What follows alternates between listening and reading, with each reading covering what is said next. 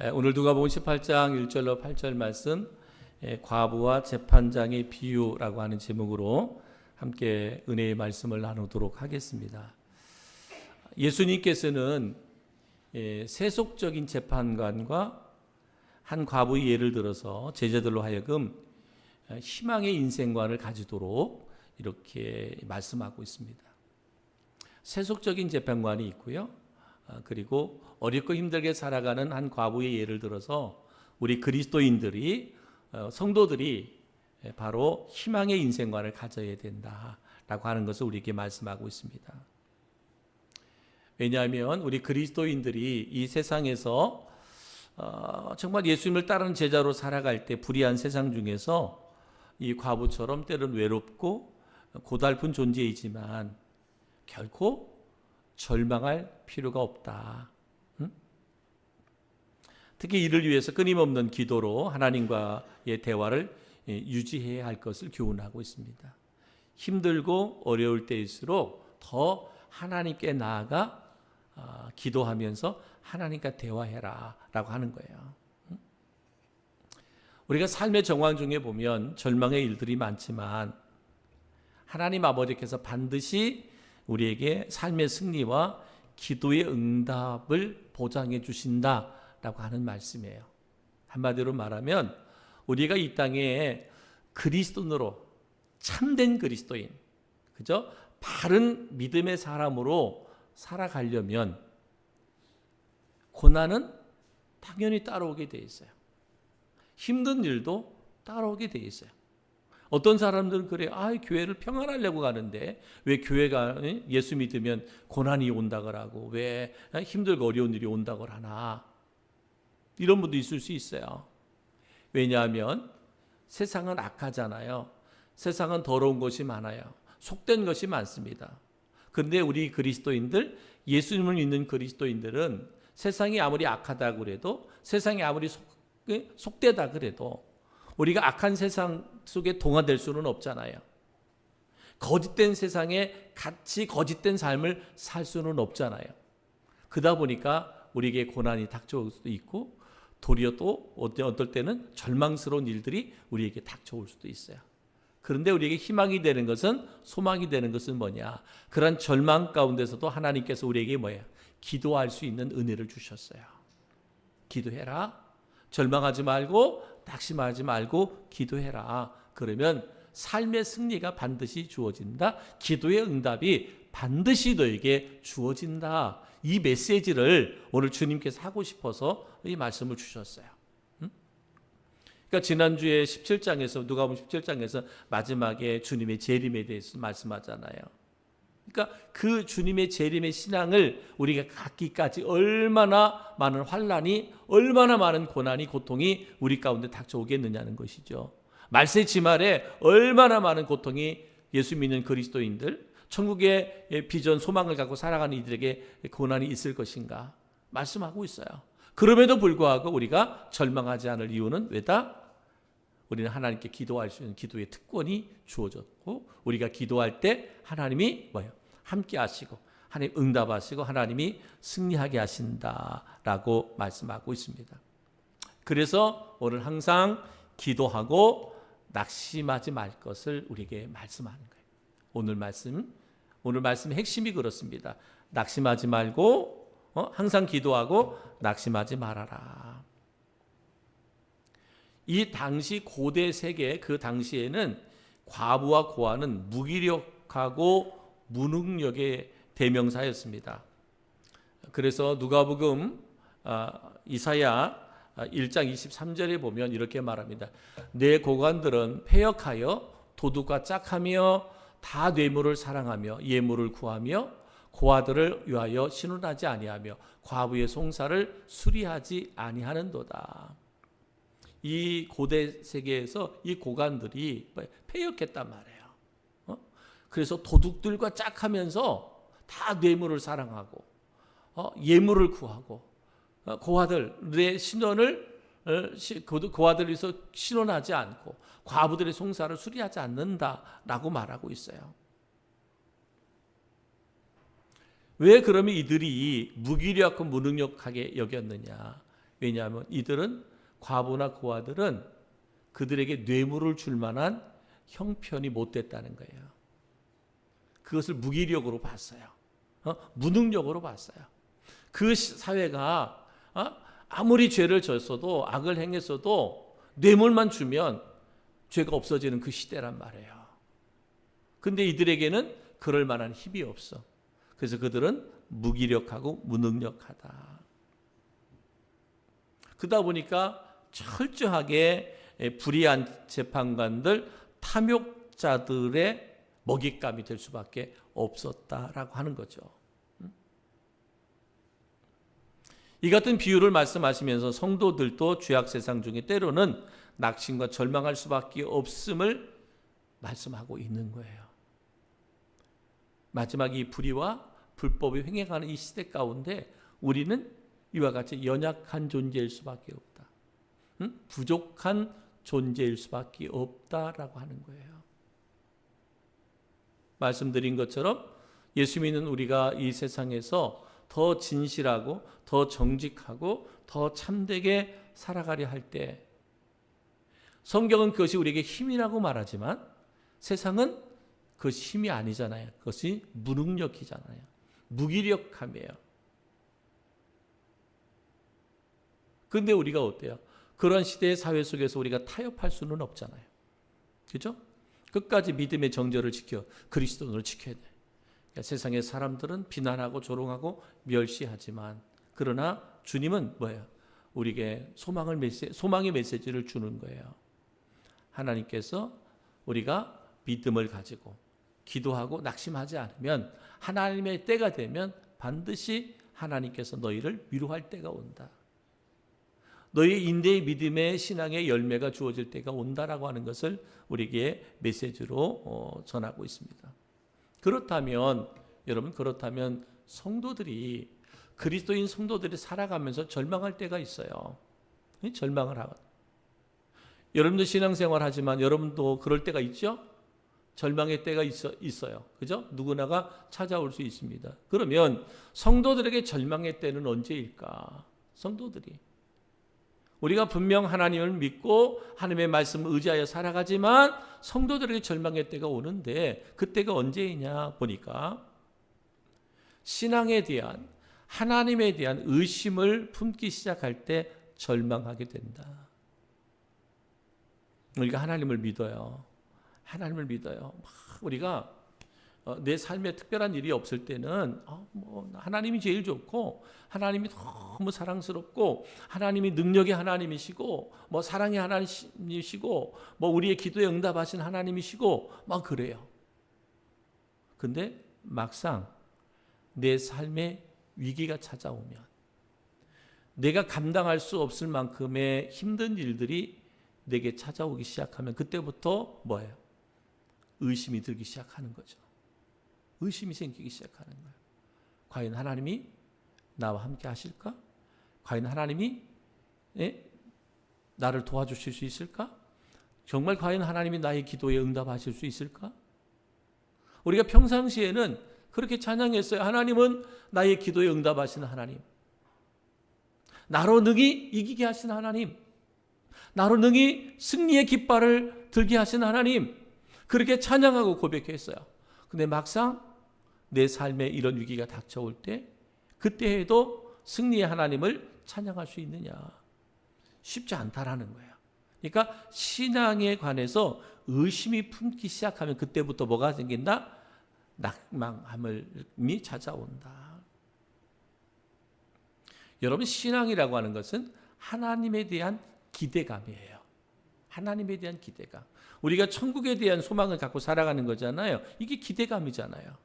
천국에 대한 기대감, 하나님에 대한 기대감, 이것이 바로 신앙이라 할 수 있습니다. 그래서 히브리서 11장 1절에 보면 뭐라 그랬어요? 믿음은 바라는 것들의 실상이다. 그러니까 뭐예요? 기대감이잖아요. 믿음은 바라는 것들, 내가 바라는, 소망하는, 기대하는 것들, 그것이 실상이라고 말씀하고 있어요. 우리는 신앙을 통해서 능력 이상의 것들, 즉 죄사함의 은총, 삶의 보호, 영생의 보장을 기대하며 또 얻을 수 있거든요. 신앙이라고 하는 건 영원한 기대감이다. 그런데 이러한 기대감이 우리로 하여금 헌신하게 하고 열심히 충성하게 하고 열심히 예배하게 한단 말이에요. 기대감이, 하나님에 대한 기대감이, 영생에 영원한 하나님의 나라 천국에 대한 기대감이 우리로 하여금 그런 헌신된 삶을 살아가게 한단 말입니다. 근데 이런 하나님에 대한 기대감이 상처를 입거나 상실되어졌을 때, 그때 우리는 절망감을 맛보게 된다라는 거예요. 그러니까 보세요. 하나님에 대한 기대감도 없었던 사람들은요, 크게 절망감을 느끼지도 않아요. 신앙생활하면서 한마디로 말하면 열심히 뜨겁게 신앙생활하지 않은 사람들, 그런 사람들은 힘들고 어려운 일이 와서도 크게 하나님에 대한 기대가 없었기 때문에 절망할 이유도 없어요. 그런가 보다 이렇게 살아가는 경우가 있어요. 그러나 하나님에 대한 정말 절대적인 믿음, 기대감을 가지고 살았던 사람들이 내 삶의 위기가 닥치면 상실감도 크다라는 거예요. 그러다 보니까 절망하는.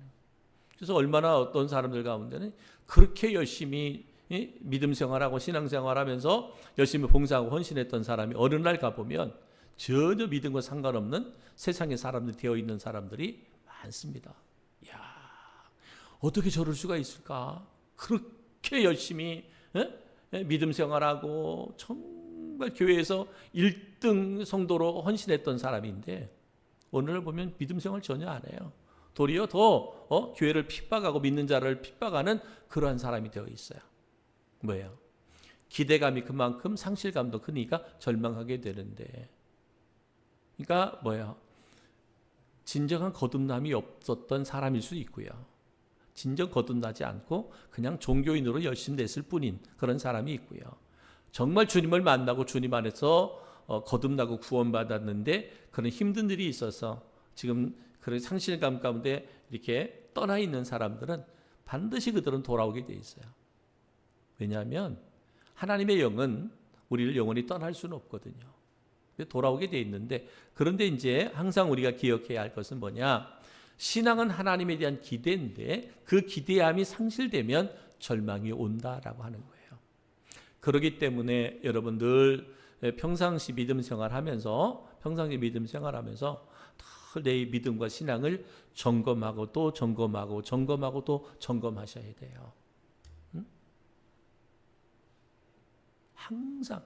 그래서 주님이 늘 우리에게 말씀을 깨어있어라 하는 말이, 늘 깨어있어라 하는 말이 바로 이런 의미예요. 우리가 영적으로 깨어있지 않으면 이런 기대감이 상실감으로 그리고 절망으로 바뀐단 말이에요. 근데 깨어있는 자는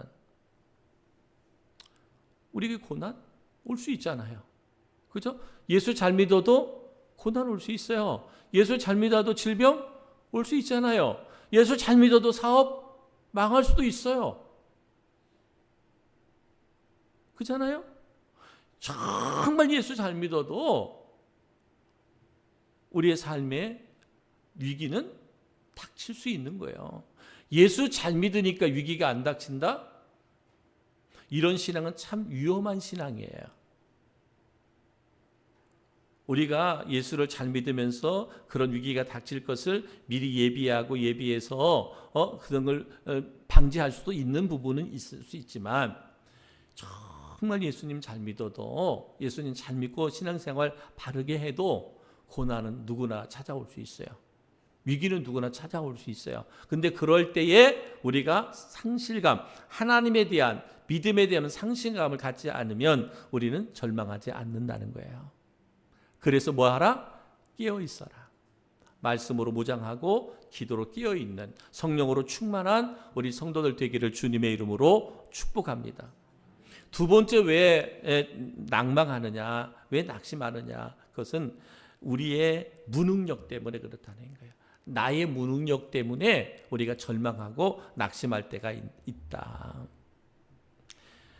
늘 끊임없이 도전해 오는 세상의 불의하고 어두운 세력과 싸워서 의로움과 성결함을 유지해야만 됩니다. 신앙은 거룩한 투쟁이에요. 거룩한 투쟁. 싸움이에요. 싸움. 응?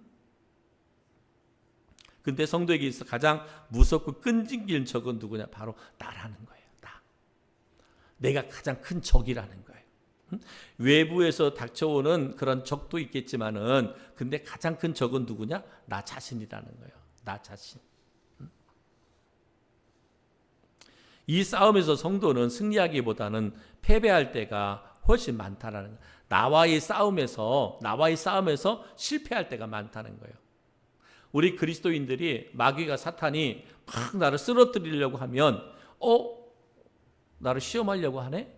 그러면서 싸워서 이기는 경우가 많다는 거예요. 극복할 수 있는 경우가 많다라는 거예요. 그런데 나 자신과의 싸움에서는 이기기가 쉽지가 않다라는 거예요. 나 자신과. 그래서 로마서 7장 18절에 보면 내 속 곧 내 육신의 선한 것에 거하지 아니하는 줄을 아노니 원함은 내게 있으나 선을 행하는 것은 없도다라고 말합니다. 그러니까 뭐예요? 나 자신이 정말 내가 더 선한 일을 하고 싶고 내가 더 하나님이 기뻐하는 일을 해야지 이래 하는데 실제적으로 그게 안 되더란 말이에요. 그러니까 결국 뭐예요? 나와의 싸움에서 지는 거예요. 나와의 싸움에서. 여러분 오늘 이 밤에도요. 오늘 수요일이잖아요. 날씨도 지금 계속 춥잖아요. 오늘보다 내일은 더 춥다 그러잖아요. 그죠? 그잖아요. 오늘 시니어들 그죠? 그냥 오늘 내가 날 잡아서 시니어 오늘 구역 이게 찬양한 게 아니라 늘 구역 쭉 가다 보니까 오늘인데 그지? 가장 날 추운 날 이렇게 또 잡아가지고 여러분이 안 한다고 그래도 목사님 너무 춥고 길이 사납고 다음 주로 옮기든지 해주세요. 그런 목사가 안 됩니다. 그랬을까요? 근데 8시 10분부터 와가지고 아직 나 집에서 내려오지도 않았는데 불도 안 켜고 아무것도 안 했는데 들어와 보니까 저 뒤에 막 불도 깜깜한데 거기가 앉아 있는 거예요.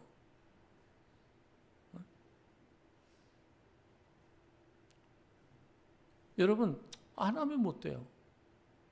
못해 추워서 오늘 이번 주는 못 나갈 것 같다 그러면 목사가 뭐라고 할 수 있어요. 극복하고 나와서 의자에 앉아서라도 찬양할 수 있는 게 얼마나 은혜고 축복이에요. 여러분 남은 인생 속에서 이 앞에 나와서 딱 특송할 수 있는 것, 찬양할 수 있는 것 몇 번이나 있을까요? 누구도 장담할 수 없잖아요. 누구도 보장할 수 없잖아요. 그잖아요. 이 자리에 몇 번 서서 주님을 찬양할 수 있는 기회가 주어질까? 누구도 보장할 수 없어요. 근데 할 수 있을 때 내가 주님을 기쁨으로 찬양할 수 있는 것 은혜잖아요. 자신과의 싸움에서 이기는 거잖아요. 오늘 추운데 그냥 집에 있지 뭐. 요즘에 수요 예배 안 드리는 거 택반이 안 드리잖아요. 그죠? 수요 예배 없는 데도 많고 저녁에 안 하고 그냥 오전 10시에 오는 사람만 와서 수요 예배 드리는 데도 많아요. 그래도 여러분 나오고 안 나오고 지금 제가 말하려고 하는 게 아니라 우리는 이와 같이 끊임없이 나 자신과 한다? 싸운다는 거예요. 특히나 우리 예수 믿는 그리스도인들은 영적인 싸움을 싸우는 거예요. 근데 이 영적인 싸움에서 안타깝게도 대다수의 성도들은 싸움에서 패한다는 거예요. 마음은 원하는데요. 내 마음은 있는데 행동은 옮겨지지 않아. 행실은 옮겨지지 않아. 여러분 생각해 보세요. 내가 기도한 성도잖아요. 내가 기도해야 된다는 거 알잖아요. 말씀 묵상해야 된다는 거 알잖아요. 우리 마음에서는 말씀도 묵상하고 싶고 기도도 하고 싶고 교회 와서 봉사도 하고 싶고 헌신도 하고 싶은데 막아서는 것들이 너무나 많잖아요. 이게 뭐예요? 다 자신과의 싸움이에요. 자신과의 싸움. 근데 외부로부터 오는 절망보다도 내 안에서 일어나고 있는 그러한 절망을 가져오는 이것이 뭐냐? 자신의 무기력함, 무능력함. 이것이 우리를 절망스럽게 한다. 이러한 절망은 오직 영적인 세계에 눈이 뜨인 성도만이 할 수 있는 뜻깊은 절망이라는 거예요. 이런 것들은 다시 말하면 하나님을 믿기에 이 절망의 순간에 누가 기도할 수 있다? 성도만이 기도할 수 있단 말이에요. 성도만이. 나의 무능력이 있기 때문에 뭐 하는 거예요? 하나님의 도움을 구해야 된다는 거지. 응? 누구도 장담할 수 없어요. 뭐 목사라고 장담할 수 있어요? 아니잖아요. 누구? 우리는 그렇게 나의 무능력을 알기 때문에 뭐 한다? 하나님의 도움을 구해야 된다. 기도해야 된다라는 거예요. 그래서 이 절망이 우리 그리스도인들에게는 이 절망이 뜻깊은 절망이라는 거예요. 나의 연약함을, 나의 부족함을, 나의 무기력함을 깨닫는다면 전능하신 하나님, 능력의 하나님 앞에 더 기도하는 은혜가 있기를 주의 이름으로 축복합니다. 또 우리가 절망할 때가, 낭망할 때가 언제냐? 삶의 위기를 만날 때 절망하고 낙심한다 그랬습니다. 삶의 위기를 만날 때. 성도들은 삶의 어려운 상황을 맞이하면 인내하지 못하고 낭망하여 세상의 유혹을 따라가서 하늘의 백성에서 땅의 사람들로 전락하는 경우가 많다라는 거예요. 하늘의 백성에서 땅의 사람으로 전락한다. 뭐 할 때? 삶의 위기가 닥칠 때, 삶의 어려움이 닥칠 때. 그죠? 앞서서 말씀드린 것처럼 그렇게 헌신하고 충성했던 사람들이 삶의 위기가 닥치니까 하나님을 떠나고 교회를 떠나고 신앙에서 떠나 세상의 육의 사람들과 같은 땅의 사람들의 삶을 살더라 하는 거죠. 디모데후서 4장 9절로 11절에 보면 너는 어서 속히 내게로 오라. 데마는 이 세상을 사랑하여 나를 버리고 데살로니가로 갔고 그레스게는 갈라디아로, 디도는 달마디아로 갔고 누가만 나와 함께 있느니라. 내가 올 때에 마가를 데리고 오라. 그가 나의 일에 유익하니라. 다 누구예요? 사도 바울과 선교사에게 같이 동참했던 사람들이에요. 사도 바울의 사역을 후원했던, 도왔던 사람들인데 그들이 여기 말했잖아요. 세상을 사랑하여. 그들이 사도 바울의 사역을 함께 하면서 얼마나 많은 고난을 겪었어요. 사도 바울의 생명의 위기가 닥쳤다는 것은 같이 동행했던 사람들에게도 생명의 위기가 있었다는 얘기잖아요. 그게 다 떠나갔다는 거예요. 지금 누가만 남았다. 그죠? 누가만 남았다. 누가는 의사잖아요. 그래서 끝까지 사도 바울의 수발 들었던 사람이 누구예요? 끝까지. 그 사도 바울의 약한 질병, 병마 이거 다 가지고 있었는데 끝까지 수발 들었던 사람이 누가인데. 근데 하는 말씀이 뭐야? 마가를 데리고 오라. 마가는 누구였어요? 사도 바울이 2차 전도 여행 갈 때 마가는 절대로 데려가지 않는다 그래서 바울과 바나바가 갈라지게 된 사람이 마가잖아요. 나중에는 그가 회개하고 정말 사도 바울에게 꼭 필요한 제자가 되었던 것을 볼 수가 있습니다. 뭐예요? 이와 같은 상황들을 맞을 때 우리는 신앙을 포기하지 말아야 된다. 어떤 위기가 닥쳐도, 어떤 시련이 닥쳐와도, 어떤 고난이 닥쳐와도 우리는 뭐예요? 믿음을 포기하지 마라. 신앙을 포기하지 마라. 하나님의 사람이 세상의 사람으로 전락해서는 안 된다라고 말씀하고 있습니다. 여러분 누가복음 18장 3절에 이렇게 말합니다. 내 원수에 대한 나의 원한을 풀어주소서라고 말합니다. 한 과부가 오늘 재판장에게 그렇게 하소연하는 거잖아요. 내 원수에 대한 나의 원한을 풀어주소서.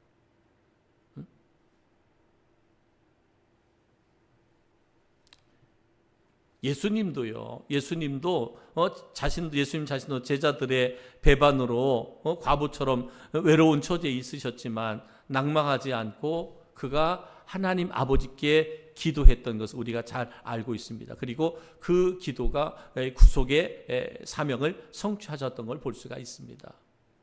누가복음 22장 42절에 이르시되 아버지여 만일 아버지의 뜻이거든 이 잔을 내게서 옮기시옵소서. 그러나 내 원대로 마시옵고 아버지의 원대로 되기를 원하나이다 하시니 그랬어요.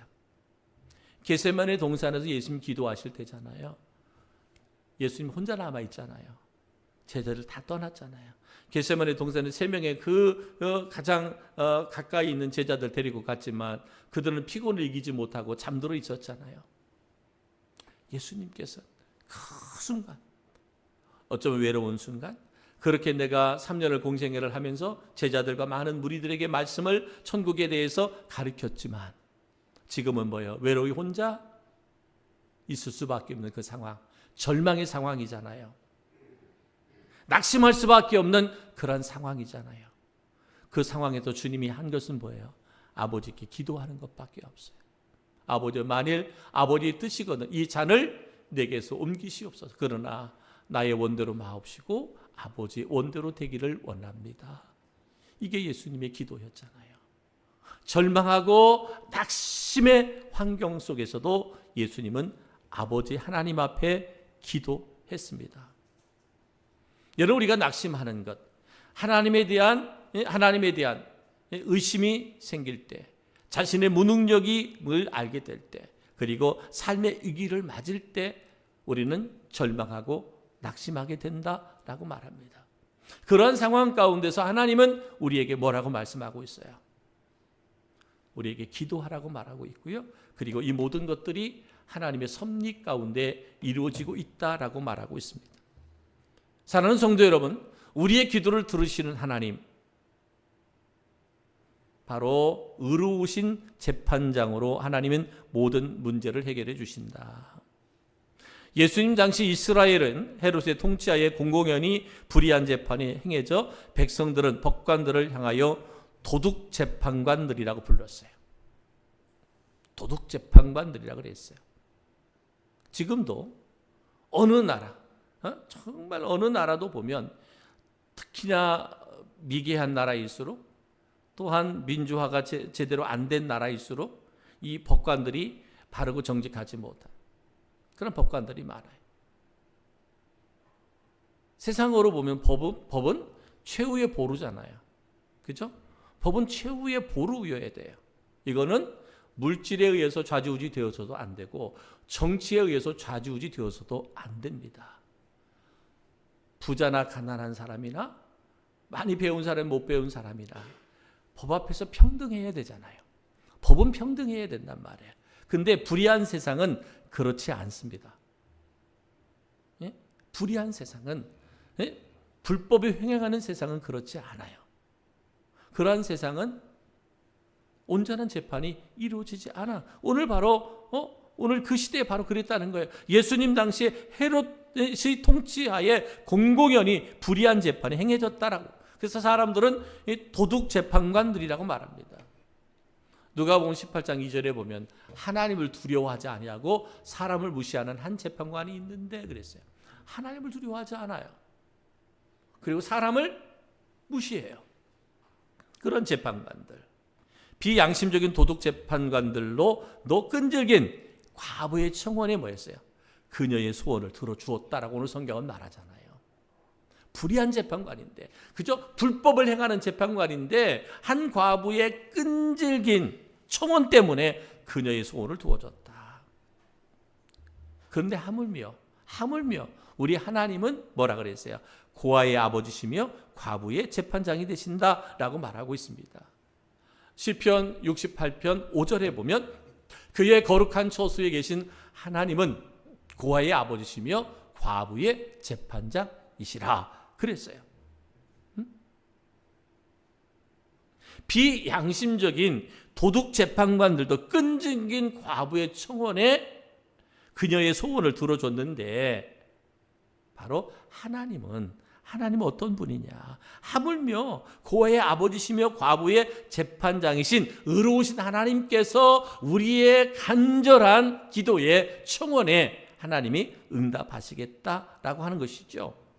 저 누가복음 18장 7절에 보면 하물며 하나님께서 그 밤낮 부르짖는 택하신 자들의 원한을 풀어주시지 아니하겠느냐? 그들에게 오래 참으시겠느냐? 오늘 주님께서 이 비유, 과부와 재판장의 비유를 들어주신 이유가 바로 여기에 있습니다. 그 열심히 재판장에게 찾아가서 청원했던 그 사람을 부각시키려고 하는 게 아니라 우리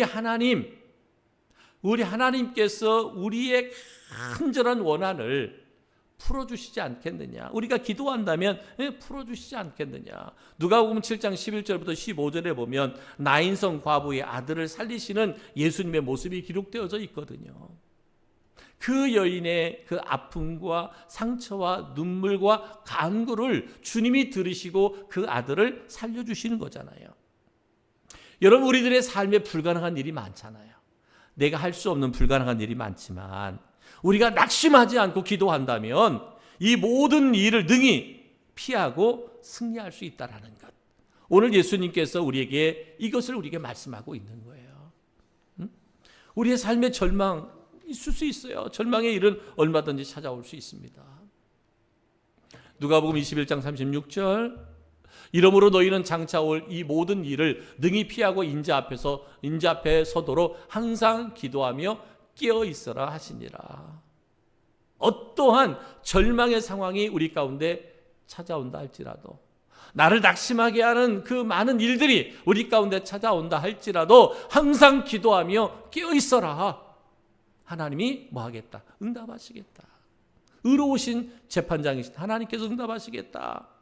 사랑 많은 아버지로서 응답해 주시겠다라고 말합니다.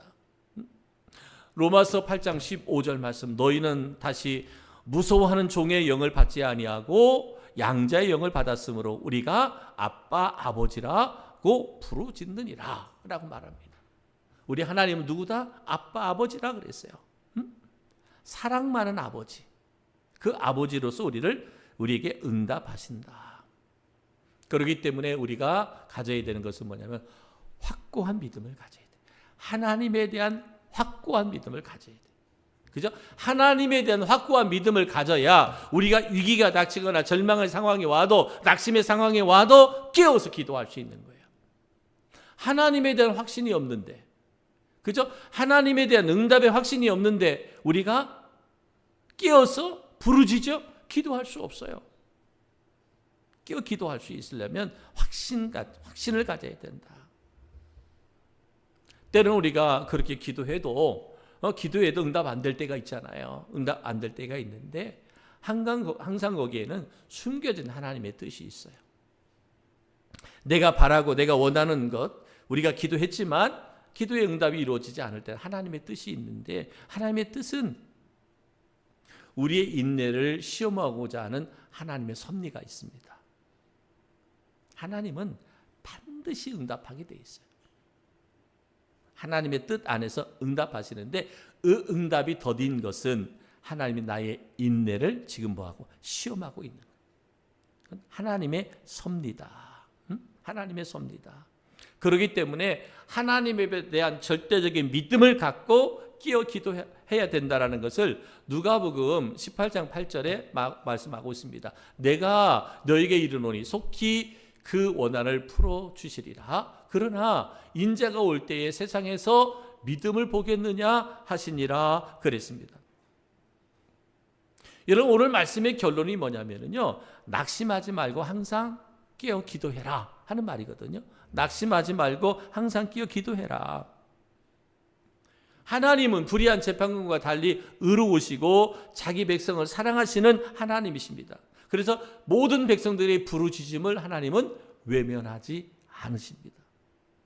그러면 마지막에 말씀에 인자가 올 때에 세상에서 믿음을 보겠느냐, 이 말씀 우리가 그대로 하면 이 말은 무슨 말이에요? 믿음을 안 보겠다는 얘기인가? 그런 의미가 아닙니다. 단순한 지식이나 고백이 아니라 응답이 지연되는 것처럼 보여도 끝까지 하나님을 신뢰하며 믿음으로 기도해라. 마지막 날, 마지막 때까지 지속되는 믿음, 포기하지 않는 믿음을 도전적으로 묻는 질문인 거예요. 인자가 올 때 세상에서 믿음을 보겠느냐.